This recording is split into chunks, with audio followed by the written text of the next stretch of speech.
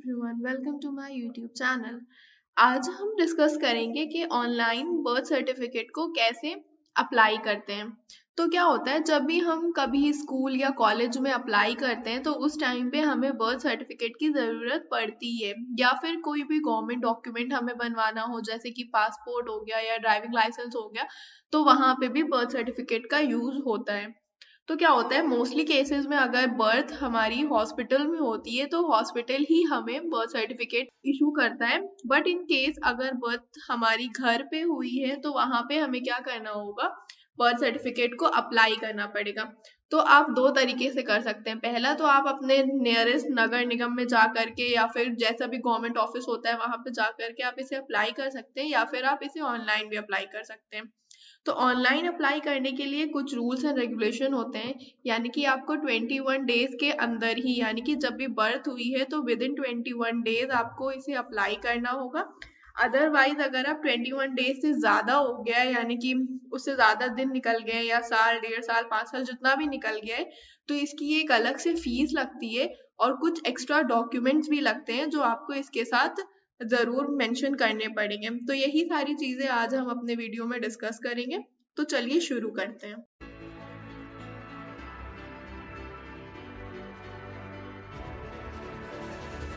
तो सबसे पहले आपको गूगल पे आ जाना है और यहाँ पे आपको ऑनलाइन बर्थ सर्टिफिकेट सर्च करना है। तो जैसे ही आपको जो पहली वेबसाइट दिखेगी crsorgi.gov.in, इस लिंक पे आपको क्लिक कर देना है और यहाँ पे आने के बाद आपको अपना यूजर नेम और पासवर्ड से इसे लॉग इन कर लेना है। अगर आप फर्स्ट टाइम इस पे लॉग इन कर रहे हैं तो इसके लिए आपको यहाँ पे जनरल पब्लिक साइन अप दिखेगा, आपको इस पे क्लिक कर देना है। क्लिक करने के बाद आपको यहाँ पे अपना user name, email ID, mobile number, date of एक्रेंस यानी कि अगर बर्थ हुई है तो किस दिन हुई है वो यहाँ पे आपको कैलेंडर में सेलेक्ट करना है। अपना स्टेट, डिस्ट्रिक्ट, सब डिस्ट्रिक्ट, विलेज, रजिस्ट्रेशन यूनिट, ये सारी आपको यहाँ पे सेलेक्ट कर लेना है। सेलेक्ट करने के बाद आपको ये कैप्चा जो दिया हुआ है एज इट इज आपको यहाँ पे बिल्कुल डाल देना है। उसके बाद रजिस्टर पे क्लिक कर देना है। तो जैसे ही आप रजिस्टर पे क्लिक करेंगे तो आपके पास एक ईमेल आईडी से एक ईमेल आ जाएगा, CRS यूजर रजिस्ट्रेशन। मैंने ऑलरेडी पहले से रजिस्ट्रेशन करके रखा हुआ है तो मैं आपको एज इट इज दिखा रही हूँ। तो यहाँ पे इस लिंक पे आपको ये नीचे वाले लिंक को क्लिक कर देना है। क्लिक करने के बाद आपसे वो दोबारा से अपना नया पासवर्ड बनाने को बोलेगा और यूजर आईडी मांगेगा। तो यूजर आईडी आपको यहाँ पे मेंशन होगी, सिंपल आपको इसे कॉपी कर लेना है और अपना नया पासवर्ड जनरेट कर लेना है। जब आप अपना पासवर्ड जनरेट कर लें तो सिंपल आपको यहाँ पे यूजर आईडी अपनी पेस्ट करनी है जो ईमेल में आई थी, और जो आपने नया पासवर्ड बनाया है उसे यहाँ पे पेस्ट करके यहाँ पे ये कोड जो दिया हुआ है एज इट इज आपको यहाँ पे टाइप करके सिंपल लॉगिन पे क्लिक कर लेना है। तो जैसे ही आप इनके पोर्टल में लॉगिन करेंगे तो यहाँ पे बर्थ का आपको ऑप्शन दिखेगा, इसके नीचे एड बर्थ रजिस्ट्रेशन दिखेगा, तो सिंपल इस पे आपको क्लिक कर देना है। क्लिक करने के बाद आपको बर्थ रजिस्ट्रेशन का पूरा फॉर्म दिख जाएगा। तो 1 बाय 1 करके इसकी सारी डिटेल्स को आपको यहाँ पे इंटर करना है। सबसे पहले आपको सेलेक्ट प्राइमरी लैंग्वेज में इंग्लिश डाल देना है, या जो भी आपकी प्राइमरी लैंग्वेज आप उसे यहाँ पे इंटर कर देते हैं, और सेकेंडरी लैंग्वेज में आपको जो नेक्स्ट ऑप्शन बचेगा वो यहाँ पे इंटर कर देना है। और इसके बाद यहाँ पे फॉर्म नंबर इंटर करना है। अगर आपके पास कोई फॉर्म नंबर बर्थ सर्टिफिकेट के लिए आपको कहीं से मिला हुआ है तो आप इसको यहाँ पे इंटर कर सकते हैं, अदरवाइज इसको आप ब्लैंक भी छोड़ सकते हैं। और इसके बाद रिपोर्टिंग डेट यहाँ पे ऑटोमेटिकली जो भी होगी वो ले लेगा। इसके बाद आपको यहाँ पे information of the child inter करना है, यानी कि जब उसकी बर्थ हुई थी तो यहाँ पे आपको कैलेंडर में सेलेक्ट कर लेना है जो भी उसकी बर्थ डेट है।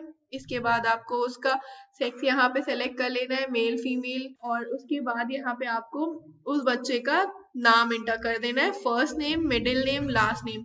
या फिर अगर अभी तक उसका नेम नहीं सेलेक्ट हुआ है या कुछ भी ऐसी हुई है सिचुएशन जहाँ पे उनका नेम नहीं है तो आप इसे ब्लैंक भी छोड़ सकते हैं। और इसके बाद आपको जब भी आप उसका आधार कार्ड अप्लाई करेंगे फॉरन तो यहाँ पे EID नंबर आपको एक मिलेगा, वो इंटर कर देना है। और अगर आधार जनरेट हो चुका है, आधार नंबर आ चुका है, तो इसको छोड़ करके आप आधार नंबर यहाँ पे इंटर कर सकते हैं। इसके बाद आपको नीचे स्क्रॉल करना है, प्लेस ऑफ बर्थ सेलेक्ट कर लेनी है, यानी कि उस बच्चे का जो भी बर्थ है वो कहाँ पे हुई है, सिंपली वो यहाँ पे आपको सेलेक्ट करके उस जगह का पूरा एड्रेस आपको सही से इंटर कर देना है। यहाँ पे आपको बिल्डिंग नंबर डालना है, देन हाउस नंबर डालना है, उसके बाद आपको स्ट्रीट नाम डालना है, और उसके बाद यहाँ पे आपको पोस्ट ऑफिस का नाम लिखना है, और जो स्टेट होगा वो ऑटोमेटिकली सेलेक्ट हो जाएगा, डिस्ट्रिक्ट भी सेलेक्ट हो जाएगी क्योंकि ये हम पहले ही अकाउंट रजिस्ट्रेशन के नाम पे डाल चुके हैं।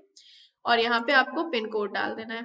ये सारी चीजें डालने के बाद आपको नीचे स्क्रॉल करना है। इसके बाद आपको फादर इंफॉर्मेशन डाल देनी है, फर्स्ट नेम फादर का, मिडिल नेम, लास्ट नेम, और इसके बाद आपको फादर का आधार नंबर यहाँ पे इंटर कर देना है, यहाँ पे ईमेल आईडी डाल देनी है और यहाँ पे मोबाइल नंबर डाल देना है। ये सारी चीजें करने के बाद आपको मदर इन्फॉर्मेशन में आना है। सेम आपको ऐसी इन्फॉर्मेशन सारी फिल करनी है, first name, middle name, last name, Aadhaar number, email ID और मोबाइल नंबर। इसके बाद आपको क्या करना है, पेरेंट्स का जो भी एड्रेस था at the time of birth, यानी कि बच्चे के जन्म के समय माता पिता का जो करेंट एड्रेस था वो सारी डिटेल्स आपको यहाँ पे इंटर कर देनी है। Building name, house number, street name, locality, state और जितनी भी चीजें हैं यहाँ पे आपको 1 by 1 इंटर कर देनी है। इसके बाद आपको परमानेंट एड्रेस डालना है पेरेंट्स का, और अगर जैसे आपने जो यहाँ पे एड्रेस डाला है वो सेम है तो सिंपल आपको यहाँ पे इस टिक बॉक्स को चेक कर देना है, तो यहाँ पे जो भी आपका ऊपर एड्रेस था वो नीचे कॉपी हो जाएगा। इसके बाद यहाँ पे आपको इंफॉर्मेशन डालनी है, यानी कि सूचना दाता की इंफॉर्मेशन डालनी है। यहाँ पे ऑलरेडी जिस आपने यूजर नेम बनाया होगा वो यहाँ पे आ जाएगा, सिंपल आपको यहाँ पे एड्रेस और पिन डाल देना है।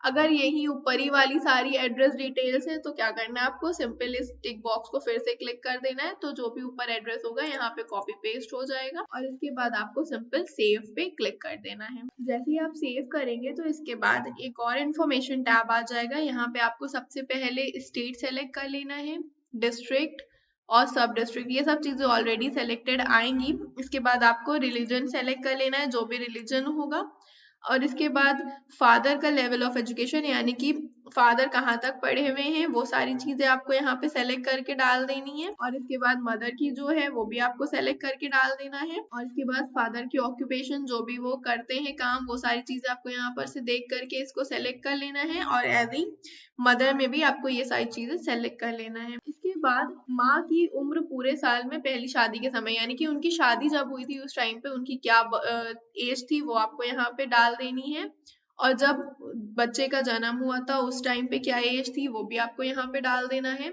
और इससे पहले अगर कोई भी उनका बच्चा था तो वो यहाँ पे डाल देना है। और इसके बाद टाइप ऑफ अटेंशन और डिलीवरी, यानी कि डिलीवरी किस तरह की हुई थी वो आपको सेलेक्ट कर लेना है, डिलीवरी किस तरह से हुई थी वो आपको यहाँ से सेलेक्ट कर लेना है। और इसके बाद यहाँ पे आपको डिलीवरी मेथड सेलेक्ट कर लेना है, और इसके बाद जो भी बेबी का वेट था वो आपको यहाँ पे इंटर कर देना है जो बर्थ के टाइम पे था। और यहाँ पे आपको ड्यूरेशन ऑफ प्रेगनेंसी डाल देनी है, वीक्स में याद रहे, ये आपको यहाँ पे वीक्स में डालना है, जितनी भी वीक्स की प्रेगनेंसी हो। और ये सारी डिटेल्स फिल करने के बाद आपको अपलोड रिपोर्टिंग फॉर्म में आना है। इस फॉर्म को आपको कहाँ से मिलेगा, मैं इसका लिंक डिस्क्रिप्शन बॉक्स में डाल दूंगी।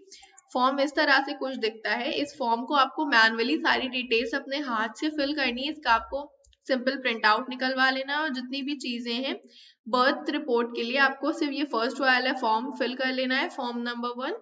इसके बाद आपको इसको सेव कर लेना है पीडीएफ फॉर्म में, और इसके बाद वापस आपको पोर्टल पे आकर के इस फॉर्म को सेलेक्ट कर लेना है। सेलेक्ट करने के बाद अगर आपकी कोई भी रिमार्क हो तो आप उसको यहाँ पे इंटर कर सकते हैं, और अगर नहीं है तो इसको ब्लैंक छोड़ दें, और इसके बाद आपको अगेन सेव पे क्लिक कर देना है। तो जैसे ही आप सेव पे क्लिक करेंगे तो आपका फॉर्म जो है ओपन होके आ जाएगा। जितनी भी डिटेल्स आपने सबमिट करी है तो सिंपल आपको सबसे नीचे स्क्रॉल करना है और सबमिट पे क्लिक कर देना है। तो इससे क्या होगा, आपका फॉर्म सबमिट हो जाएगा, और इसी पेज की आप प्रिंट आउट भी निकलवा सकते हैं। और इस टाइम पे अगर आप देखें कोई भी आपको प्रॉब्लम लगी तो एडिट पे क्लिक करके आप उसको एडिट भी कर सकते हैं।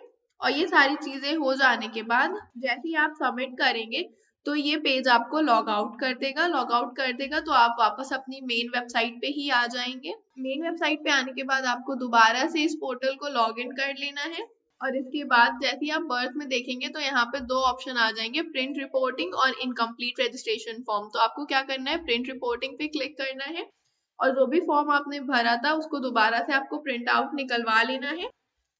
तो जब आपका फॉर्म का प्रिंट आउट निकल आए तो इसके बाद आपको सिंपली क्या करना है, इस फॉर्म को और जो आपने रिपोर्ट फॉर्म 1 यानी कि जो भर के अपलोड किया था उसकी कॉपी, और अपना जो आपका एड्रेस प्रूफ था मदर और फादर का, उन तीनों की फोटोकॉपी आपको लेनी है। और ये सारे डॉक्यूमेंट्स को आपको अपने नियर बाई नगर निगम या जो भी गवर्नमेंट ऑफिस है वहां पे जाकर के सबमिट कर देना है। और अगर आप बर्थ जो है हॉस्पिटल में हुई है तब आपको ये सारी चीजें नहीं करनी है, तब इन केस तब वो लोग ही यानी कि हॉस्पिटल वाले ही आपको बर्थ सर्टिफिकेट जनरेट करके देंगे और उनकी जिम्मेदारी होगी कि वो रजिस्ट्रार के पास जाकर के सारे डॉक्यूमेंट को सबमिट करें और अप्रूव करवाएं। और अब बात कर लेते हैं कि अगर 21 दिन के बाद आप जो है इसको अप्लाई कर रहे हैं यानी कि बर्थ सर्टिफिकेट को अप्लाई कर रहे हैं तो उसमें क्या क्या चीजें लगेंगी। तो सबसे पहला क्या है कि 21 दिन से 30 दिन के बीच अगर आप अप्लाई करते हैं तो आपको डिलेड फीस लगेगी। ये फीस आपको गवर्नमेंट ऑफिस में ही पता चलेगी कि कितना अमाउंट है।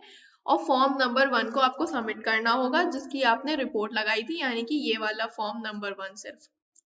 और अगर 30 डेज और 1 साल के बीच में अगर डिफरेंस आ जाता है यानी कि 1 साल तक हो चुका है और आपने नहीं करा है तो उस केस में आपको फॉर्म 1 सबमिट करना है और फॉर्म 10 भी सबमिट करना है। यानी कि आपको ये फॉर्म 1 सबमिट करना है और जब आप स्क्रॉल करेंगे तो नीचे स्क्रॉल करने के बाद आपको एक फॉर्म 10 दिखेगा। इस फॉर्म की भी फोटोकॉपी करा के आपको इसकी डिटेल्स को फिल करके इसको भी सबमिट करना होगा। अगर आपका टाइम ज्यादा लग जाता है यानी कि आपको 1 साल तक हो जाता है, उसके बाद जो भी डिलेड फीस होगी और एक एफिडेविट आपका बनेगा और अथॉरिटी से परमिशन लेटर, ये सारी चीजें आपको लगानी पड़ेगी। और अगर 1 साल के बाद आप अपना कर रहे हैं यानी कि 1 साल के बाद कभी भी 1 साल 2 साल या 5 साल का टाइम अगर आपको लग रहा है, इस केस में आपको form number 1, form number 10, fees और जो भी आपका एफिडेविट है जो आपको नगर निगम या फिर गवर्नमेंट ऑफिस वाले बताएंगे वो सारे सर्टिफिकेट आपको लगाने हैं वहां पे जाकर के। ये सारी लिस्ट और डिटेल मैं डिस्क्रिप्शन बॉक्स में डाल दूंगी तो आप वहां पे जाकर के भी पढ़ सकते हैं कि क्या क्या डॉक्यूमेंट्स और क्या क्या चीजें आपको लगेंगी एक टाइम रेंज के लिए, जितना भी आप डिले करेंगे या अगर आप फौरन भी अप्लाई करते हैं उन सब चीजों के लिए। तो इस तरह से ये सारे स्टेप्स को आप फॉलो करके बहुत आराम से अपना ऑनलाइन बर्थ सर्टिफिकेट जनरेट कर सकते हैं। अगर आपको कोई भी इशू लगे या कोई भी प्रॉब्लम आए तो नीचे कमेंट बॉक्स में ड्रॉप कर दिएगा या फिर आप मुझे मेल आईडी पे भी मेरे सेंड कर सकते हैं, तो मैं जो भी आपकी प्रॉब्लम होगी उसे सॉल्व कर दूंगी। तो अगर आपको मेरी वीडियो अच्छी लगी हो तो इसे लाइक और शेयर करना ना भूलें और अगर आप मेरे चैनल पे न्यू हैं तो इसे सब्सक्राइब भी जरूर कर दें। तो मिलते हैं किसी और वीडियो में, तब तक के लिए बाय बाय।